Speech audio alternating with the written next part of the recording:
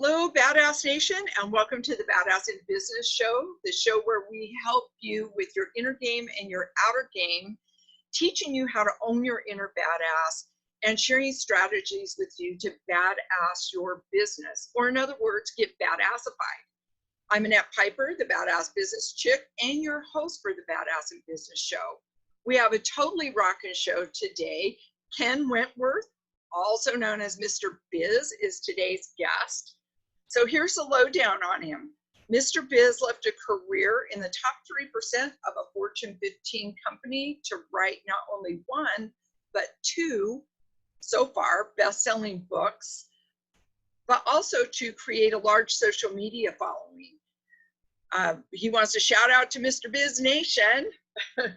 He also has been quoted in several major publications, including Forbes, American Express, Fast Company, and Columbus CEO, among others. Finally, he hosts a globally successful radio show, Mr. Biz Radio. Welcome to the show, Mr. Biz. Hi, Annette. Thanks for having me. There's a lot of badass in there. You're kind of making me a little nervous here. That's a high bar to climb over. That's right. It is a Badass in Business show. And if I can't badass it, then why have this show, right? That's right. That's right. I hope that I'm worthy to Badass Nation. I'm sure you are. So Ken, tell us a little more about you, your life, your business, what you're passionate about, what really got you started doing what you're doing now. Interesting. So, as you mentioned, I was in a Fortune 15 company, got to the top 3% and got to a point where it was just, I felt like I could have a bigger impact. Loved my time there, great career there. And frankly, in hindsight, it helped me set me up to do what I do now. However, at that time, when I decided I was going to leave and resign from that position, I had no idea what I was going to do. I just knew that there was something else that I needed to be doing. Had no idea. And by the way, what I do now, I didn't even know that that existed back then. So completely naive, because I had been in the corporate world my entire career, was naive to the small business world and things like, on-demand CFO, things like that. Had no idea. Went through an exercise with a mentor and, kind of the, what do you want to be when you grow up kind of conversation. And what we concluded was, he said, well, you need to be a CFO for like 6 or 8 businesses. And I said, well, how the heck do you do that? Like being CFO for one business is like, 60, 70 hour a week job. How the heck do you do that for 6 or 8? And he said, no, you do it on a fractional part-time basis. And he explained it to me and it made a lot of sense. And so then I just sort of took the leap and got my first client. And the interesting part was, being in the corporate world my entire career, I was so used to a very white collar world. And although I grew up in a 100% blue collar world, so I grew up in a small steel mill town, my dad, my grandfather, my uncles, everyone, the career path there was you went to high school, you graduated, you got a job in the mill, you worked there for 40 years and you retired with a nice pension. And so I sort of bucked the trend and left the small town and went to college and all that kind of stuff. But so again, I had the blue collar background for sure, but that's what my mentor said. He said, go get a client because this is going to be very blue collar. The people you'll be dealing with, it's no longer the white collar Harvard grads and things like that you dealt with, at JP Morgan Chase and things like that. But so I got my first client, and I want to say it was maybe during the second week, I was driving home from my client's place of business, and it was just all of a sudden this aha moment. The light bulb probably went off above my head. Hopefully it didn't burn my hair, and under my truck roof. But it was just that sort of epiphany moment that I know this is what I'm supposed to be doing. Like, I don't know how to explain it. I know it sounds kind of cheesy or whatever, but it absolutely it hit me. And I got home and my wife was already home and I got home. And I came walking in and she, kind of walked out of the kitchen and she said, how was your day? And I just stood there smiling and had my hands out. She said, what's wrong? I said, this is it. This is what I'm supposed to be doing. I was floated on cloud 9 because it was such an amazing feeling to know that I had found it. You know what I mean? And I didn't know, like, my corporate career was great. And I was very satisfied there, other than the fact that, as I mentioned, I got to a point where I felt like I could make a bigger impact. expertise. I've got skills that I could be helping more people with and making a bigger impact. And I knew it wasn't going to happen in that setting. But I didn't know that this level of career fulfillment could even be attained. I thought where I was at was like the top of the mountain, as far as, career fulfillment and things like that. But so very long answer to your question, but that's sort of the journey and how I got to where, what I'm doing now and everything. And it's been awesome. Well, and I love that story because something similar happened to me, and I call it the calling. You feel called to do something greater than what you can do where you are. I worked for 21 years in the semiconductor industry, and just through my own personal development, felt this call to help other people. And so I left that industry. I was in engineering. I made good money. And it was just the pull for that calling was so strong that I think I would have been so unhappy staying. Yeah, and the thing about it, that's a great point, Ned, but I don't know if I would have realized I was unhappy. It probably would have taken much longer, because now that I look back, it's funny, I had a recent client who tried to hire me on full time.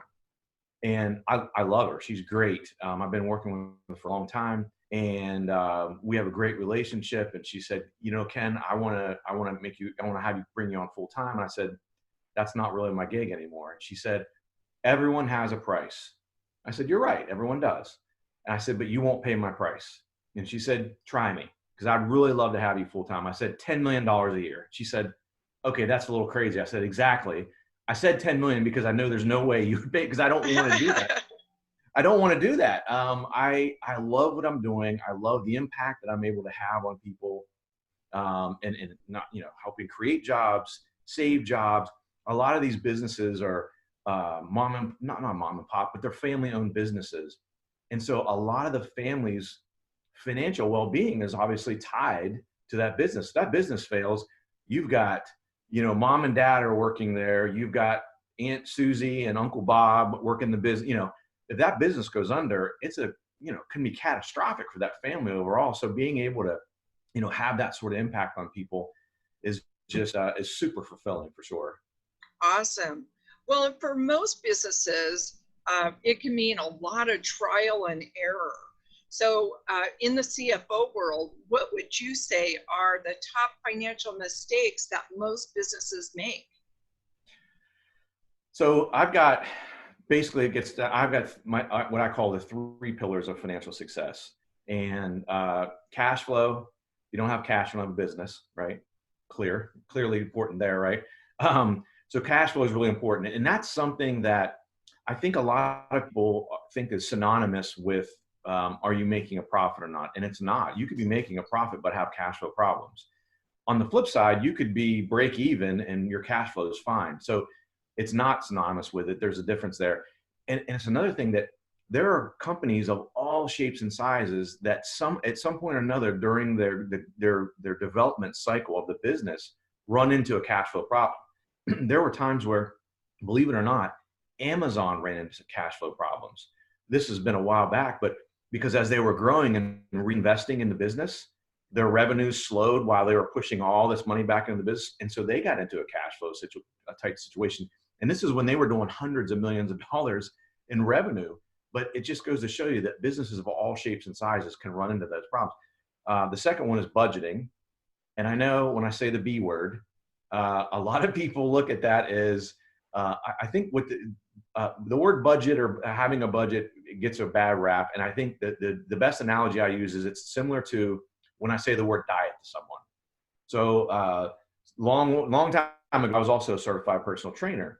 And, when you say the word diet to someone right away, people think, oh, I got to drink water and eat salad all the time, right? Well, that's not actually the case. I was a competitive power lifter several years ago as well. And there were times when I was on a diet, which is just a plan, right? I was on a diet to gain weight. So I was eating like crazy. A budget is the same thing. It's not necessarily means, oh my gosh, you have to cut expenses and all. It could be you're in a growth phase and you're pushing money back into this, like I mentioned with Amazon. So a budget isn't a bad word. And a budget is critically important to the financial success because you can measure and monitor as you're going throughout the year to make sure you're on track to hit the goals you have for the year. And if you're not, you can quickly make adjustments. I had a client that I started working with, and I started working with him in August of the year. And I said, well, how are you trending towards your goals for the year? And he's like, oh, I think we're doing okay. And right then, it was a red flag to me. Like, if he doesn't know where he's trending, that's a problem. And guess what? He didn't have a budget. Most businesses that I work with over the last several years don't have a budget. And some of it's because people just don't even know where to start. So anyway, I could talk for hours about budgeting, of course. But so that's my second pillar. And the third one is pricing. Pricing ties right back into the other two. I have never worked with a business that we have not been able to improve their pricing. And when I say that, a lot of people think, oh yeah, well, you can just increase the prices. No, I don't mean that. What I mean is a lot of business owners don't understand their pricing. They're kind of using a back of the envelope, like, oh, I think we can charge $15 for that. There's not a whole lot of science. There's not a lot of math behind it. And then you end up in a position where maybe you have products that you don't even realize they're unprofitable, and you're selling the heck out of these things, but you're losing money because maybe you're losing, I'll make it up, you're losing $2 per unit that you sell. And here you are, you don't even realize that, and you're pushing like crazy to sell the heck out of these things. In the meantime, you're losing money on every single unit you sell. I call it the silent business killer. It's, getting rid of unprofitable products. And again, when I talk to business owners, they go, Ken, we don't have any unprofitable business product. I won't bet you most businesses have them. They just don't realize it. And it could even be that you're bidding on services. I had a client one time that before I started working with him, he bid on a large project, and he bid very aggressively on it because he wanted it. And it cost him money. It was a $220,000 project, but the project cost him about almost $270,000. So I had to explain to him that if you would have turned that job down, your revenue would have gone down by $220,000, of course, which you think, oh my gosh, that's terrible. But what you pocketed would have been higher by $50,000 because you lost $50,000. He said, Ken, that makes no sense. I had to get up on the whiteboard and kind of draw it out a little bit. Because it does sound counterintuitive. Like, wait, you could not have $220,000 in revenue and make more money? It doesn't make sense to a lot of people on the surface. So, but those are the three pillars that I find are most critical and that are most often challenge points for business owners. Well, and I totally agree with that. I do a lot of business planning, or I call it profit planning, with business owners. Because it just surprises me how many don't have any kind of a business plan. And I don't call it budgeting, I call it financial forecasting, but basically it's the same thing. You're forecasting out where your money's going and compared to what you're bringing in. So it's just a little spin on it. But, I totally agree on that. People need to know their numbers in business. Yeah, I mean, it's critically important. And and I think every business owner that I've worked with, I require them to have a budget, and I let them know that up front. Before we start engagement or anything like that, I tell them we are going to have a budget. If you're not okay with that, then I'm not your guy, because I will show you how important this is. And I'm trying to think. I don't think that there's been any business that I've worked with that when we implemented a budget that they didn't have a record year. And it's because you're trending, you're tracking it. You know what's going on. It's not you figure out in August or September, holy crap, we're $300,000 behind our revenue goal. And then you start to scramble to think, well, how can I make up that $300,000 between now and the end of the year? And you say, there's not enough time. I can't make it up. So, oh, well, I'm going to miss my goal for the year. Well, if you've got a budget and you're tracking and trending towards it every single month, in February and March and April, are you ahead or behind where you need to be? And then you can make adjustments. You can know by product line, division, things like that. Are we ahead or behind, and what divisions are ahead and why are they ahead? So let's implement some of those ideas into the ones that are lagging, et cetera, et cetera. It's just massively powerful. And it's not like a diet. You don't have to drink water and eat lettuce. Exactly. I think people feel limited with a budget, and I don't know where that mindset around budget came from, but I find budgets very empowering because, like I said, it keeps you on track. I don't spend money mindlessly in my business or in my personal life when I have a budget. I stay on track with what I'm doing, and if there's something I want to buy, I plan it out. Right. Yeah. And that way, if an opportunity presents itself, for example, and this has happened before with some of the businesses of some of my clients, is if let's say it's, again, August or September of the year, and an opportunity presents itself, maybe there's a conference that's near you that is in your industry, and you have an opportunity to maybe have a booth there or advertise there. Well, do we have $5,000 to spend on that? Let's check the budget, right? Do we have money? Oh my gosh, we're way ahead. We've got plenty of money. Let's get 2 booths and really hammer this home and really, have a great impact here. So it's not, again, like, oh, well, we can't spend any money. It's just the opposite. If you know where you're at, you have an opportunity to reinvest some of that. If you're running ahead of budget, hey, let's spend extra money on marketing, and let's really have a growth impact on, on our business by doing that. Exactly. Exactly. Well, I know as business owners, sometimes you get stuck in a rut, you lose motivation. What would you say is the number one most overlooked motivational topic that people need? That's a tough one because, as everyone knows, there's a ton of different motivational gurus out there that, everyone's got their own take on it. I'll tell you one thing that worked for me very much personally in my athletic competitive career, and I still use it to this day in my business, is that I think accountability is huge. And I don't mean you don't have to go hire a coach for that, although that helps tremendously. And I know a lot of people look down their nose like, oh, I don't need a business coach. And what I point out when people say those types of things, and I'm not a coach myself, but I tell people, you ever heard of the guy named Michael Jordan? Played basketball. Maybe most people know who the heck he is, right? Maybe probably the greatest basketball player of all time. You know how many coaches he's had?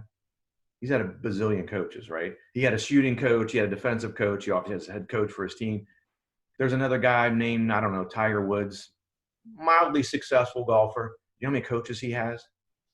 Even the best need coaches. So I think that's something that needs addressed. People just think that all the time. And I don't know if it's an ego thing or I don't know what it is, but a stigma around it. Or I don't need a coach. I can handle it on my own. Well, I'm telling you, coaches, if you have a good coach, will have a huge impact. Maybe you can be Tiger Woods of business, right? Or Michael Jordan of your business. But the motivational thing for me, the accountability piece is, for example, in my competitive career, when I was getting ready for a powerlifting meet, I would have the weight that I wanted to lift at that competition.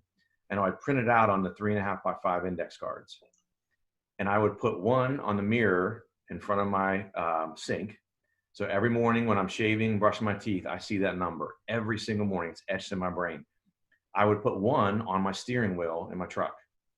So anywhere I'm driving, that thing is staring me in the face every time I'm in the truck. When I was in my corporate career, I had one that was on my monitor in my office. So I couldn't get away from it. I was constantly reminded throughout the day, every single day, of that number, and it kept me focused on it. The other thing I did, which a lot of people aren't comfortable with, is I tell everybody. If I have a goal, like in that example, if I said I want to lift 500 pounds, I would tell everyone. I would tell people at work. And I wouldn't just randomly rock up to someone and say, hey, guess what? I want to do this. But if someone asked about it, I would say, hey, yeah, by the way, my next competition's coming up and I want to lift 500 pounds. The reason I did that was the accountability angle, because I know the next time I run into that person, more than likely they're going to say, hey man, how did it go? Did you lift 500 pounds? And I don't want to disappoint them. I don't want to have to say I fell short, I failed, because that's an embarrassing conversation. No one wants to have that, right? Exactly. That's one of the things that fueled me, is that constant reminder. And I used to, I've got one right here, as a matter of fact. I used to carry one of these around, one of these little tiny books, right? You can stick it in your pocket real easy. And I would, every single day, I would write down 5 things that I did that day to get me towards that next goal. And so I knew to myself that I had to write that down. And I couldn't, as I like to say, don't fake the funk. I couldn't fake the funk at the end of the day and write down BS stuff, right? I had to have measurable things that I did to get towards those goals. So those are 3 things that I've used in my personal life, my athletic career, and my business that are have been great, because again, people ask me about them, and so I know I'm going to be held accountable. And I don't want to fail. I don't want to have that embarrassing conversation. Exactly. And I think accountability is so huge. And as a business coach, that's what I do with a lot of my clients. A lot of people have a hard time holding themselves accountable. It's easy to let ourselves off the hook. Right. And so that's where either coaching comes in or strategies like you just shared come in to help us stay on track with our goals. I love it. Yeah, no, those things have been great for me. And it's funny, even now, even though I'm not a coach, you know, when I have monthly financial reviews of my clients, there are times when I give them homework, right? There are some things we need to focus on. So let's make sure that we focus on these two things. And I don't give them a lot because they're already, you know, bogged down with a lot of things running their business or everything, but I'll pick out maybe one or two things that are critical. And I have one particular business owner who, as a matter of fact, this week I was supposed to meet with.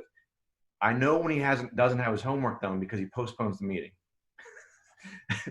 And he literally sent me an email the morning we were supposed to meet at like 11, I think. And he sent me an email at like 7:30 in the morning. He's like, "Hey, Ken, is there any chance we can push back the meeting?" You know, I said, "You don't have your homework done, do you?" He said, "Is there any chance we can push back the meeting?" Like he just, and he literally told me when he, you know, when he's done this before, he's like, "Yeah, I know you're going to ask me about it and I don't want to let you down. Like I want to make sure I have my stuff done and I didn't have it done. So I don't want to have that conversation." And I said, "Well, I think that's good." That's awesome. That's awesome. So you talk about your number one pillar is cash flow. What's the best way that businesses can optimize their cash flow? Oh man, that's a trick loaded question, Annette, because I do you have like 3 hours I can talk to you about this? No, I mean, I literally, this isn't a plug, but I was putting together cash flow tips because again, it comes up in every single business at some point or another runs into this. So when I first started out, I started putting them together and I was going to have it like almost as like a pamphlet to hand out as a reference tool for my clients. Well, as I continue to add to it and add to it and add to it, next thing you know, I've got a book. I ended up, you know, I wrote my first book was How to Be a Cash Flow Pro, and it's all about all cash flow tips. Gosh, there's just so many different things, but the key things overarching are make it easy for people to do business with you. And in the case of cash flow specifically, make it easy for people to pay you. So if you don't accept credit cards, and I know some people, when I say that, they go, "Well, everyone accepts credit cards." A third of small businesses do not accept credit cards. That's crazy. And most people that when I talk to, if they don't accept credit cards, they say, "Well, geez, you know, those fees are nothing compared to what, you know, one of the things I call check chasing." So if you have a local business, let's say that you've got a cash flow problem, you've got payroll coming up, you've got people that owe you money, you make a phone call to a business that's across town from you and you say, "Hey, you know what, you guys owe us money, blah, blah, blah." And they say, "You know what, we'll put the check in the mail today." And you say, "Well, hold on, because you need the money, right? I'll come and pick up the check." That's check chasing. And it adds up, right? You get in your car, you drive over 20 minutes, half hour to them. You walk in, you just don't grab the check and walk out. You have a conversation. You might be there 15, 20 minutes. You get back in your car, you drive a half hour back, right? You've now wasted almost an hour and a half, not wasted, but of time of check chasing. Whereas if you had a credit card and they said, "Hey, I'll put the check in the mail," you can say, "You know what? I can take a credit card right now." You're done in, 30 seconds. You're done. Transaction's over with. There's no check chasing. And I know that example, people say, "Oh, that doesn't happen." It happens a lot, the check chasing aspect of it. And that adds up, especially consider this. If you are a small business and you're the owner and you might be the only salesperson, right? You're the sole person who does all that time you're spending check chasing throughout the entire year could be spent on sales. Exactly. And so you're missing out on sales opportunities by not accepting credit cards. Another one that is right along the lines and ties directly into it is use a corporate card with rewards. Those rewards add up. So I have a client who is a small construction company, remodeling business, and we started him with a card, 2% cash back, no limit. You got to check those things. Sometimes they have limits and things like that. And he spent in the first year, he spent a little over $400,000 on materials. Put them all on that card. And I'm not suggesting that you carry a balance. You're supposed to, you need to pay it off every month, or you kind of eliminate the benefits. Right. But it helps you in a couple of ways. So not only the rewards for it that you get, and in this case, he got over $8,000 in rewards. And side note to that story, he used that $8,000 and he and his wife went on vacation in Hawaii. And he sent me a picture from Hawaii that's like you see in the postcard of, he's got a beer in his hand and you can see his feet in the ocean. And he's like, thanks, Mr. Biz. And I'm like, really? I'm like, can you bring me back a shirt or a seashell or something? I mean, come on. But more importantly, with the use of a credit card is you can extend when you actually pay cash out for your expenses. So you put it on a credit card, the bill comes, your credit card invoice comes at the end of the month. And then depending on your billing cycle, you have another month or so before the payment is due. So especially in the case of if you have produced things, you have, you produce widgets. You bought the raw material for the widget, you've made it, you may have already sold it and received the money for it. You haven't even paid for the raw materials yet, because you could extend that. It could be 60 to 75 days before you have to actually pull cash out and pay your credit card off. So imagine that impact that has on your cash flow, that you've received money in for sales before you've even paid for the raw materials. So that is another super powerful way that I think people overlook and don't take advantage of enough. Very cool. I like that. So what would be the one piece of advice that you would give entrepreneurs or business owners? It's hard to make one. I'll say two. So first of all, not everyone's cut out to be a business owner. Not everyone's cut out to be an entrepreneur. And I know the word entrepreneurship is kind of like a cool buzzword. It has been for a while. And I think a lot of younger people are getting into it, and that's kind of cool. But I'm here to tell you, and I'm sure you would agree with this, Annette, not everyone is cut out for it. It is hard. I think a lot of people have grandiose visions of, I'm going to start a business and I'm going to be a bazillionaire, and I'm going to work 10 hours a week and I'm going to take vacations all the time. And certainly you can get to that point, hopefully, but man, the road to get there is not nearly as easy as a lot of people think it is, or as some people portray it to be. And so you have to have the right personality, I think, first of all. And second of all is, and it's super cliched, but it's so true, is you just can't give up. It's the proverbial get knocked down 7 times, get up 8, because you are going to get knocked down. I mean, I'm just being a realist. I'm not trying to be negative. I don't care how successful you are. Think about this. Think about the Bill Gates of the world, the Steve Jobs of the world, the Oprah Winfreys of the world. I mean, here's Oprah Winfrey, who's a billionaire, and she was told that she would never make it in TV, right? But she didn't take no for an answer. Bill Gates, I think the story was that when he was trying to pitch Microsoft Office, that he was told no 53 times. Now, what if he'd have given up after 50 times? I mean, 50 times is a lot of times to hear rejection, right? You could have easily given up after 50 times, but he kept going and he got there. If Oprah Winfrey would have said, oh, you're right, I'm not good at TV, she might end up selling shoes at Payless and being miserable the rest of her life, but she kept going. It's that thing. And that ties back into the first thing I said, is not everyone's cut out for that, because not everyone can take that 52 times being told no until the 53rd time you get over the hump. And so that's important, to be able to have that mindset and to keep going and to know. It's funny, my wife is a nurse and she's completely non-business or whatever. And when I told her I was going to resign from JP Morgan Chase, and it was funny, I got to the airport and I said, ironically enough, in the meeting when I decided that was when my boss told me that I was going to be promoted, putting up for promotion I was in the top 3% in the company. I was going to be up in the top 1%. But it was at that meeting, I was like, I know that I need to be doing more. And so I get to the airport, and I was in New York City. I get to LaGuardia, and I called my wife and I said, hey, Mark's going to put me up for managing director. And she said, oh my gosh, all your hard work, this is so great. And I said, and by the way, I'm going to leave. And she said, oh, your plane's taking off, you got to go? I'm like, no. I said, no, I'm going to resign. She said, did you get to the airport early? Have you been drinking? I said, no. And so she said, why don't you take a nap on the way home and talk about it? But once I explained it to her, she kind of got it. But, she said, well, what are you going to do? I said, I don't know. And to her, that was just completely foreign. Like, how do you not know? I just knew there was something else.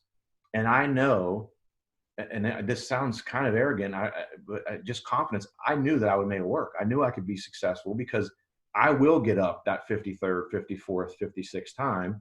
I'll keep going. And I know when I do those things, I'm successful. It takes a while sometimes, longer than I think sometimes, but I knew that I would be successful and get to where I needed to get to. Because how's the saying go? It's tough to beat someone who never quits, who never gives up. It's the same thing, right? If Right. you keep trying, you know, Thomas Edison, you know, there's all these quotes, all these cliches, right? But you know, he tried 1,000 times to create the light bulb, and they said, why don't you give up? And he said, well, I found 999 ways it didn't work, right? Um, Exactly. so I think that is the absolute key for an entrepreneur business owner, is to have that mentality and know that you're going to face that, because you will. Again, Bill Gates faced it, Steve Jobs, I do. I'm sure you probably have. I mean, everyone does. You got to be prepared to get knocked down. It's just going to happen. You got to dust yourself off and be ready to kick some ass and be a badass the next day. Exactly. Exactly. You said it. That's perfect. So you have a special offer for our listeners. Tell us about that. Yeah, so I've got an online course that's a 5-week course. That's video as well as live, not really coaching, but live interaction with me. So every week, so we cover 5 different topics that are mostly centered around financial success. So, for example, week 1 is cash flow. Shocker. So on Monday, you get a 60 to 90-minute professional video about cash flow. I go talk through all these different aspects of it. And then on Thursday of that week, I come on and we do a live Zoom session, and I answer specific questions. I talk a little bit about the video, kind of summarize the topics that they're in, and then I take live questions. For example, someone might say, hey, Ken, I have a salon, and you mentioned X, Y, and Z in the video. How can I implement that in my business?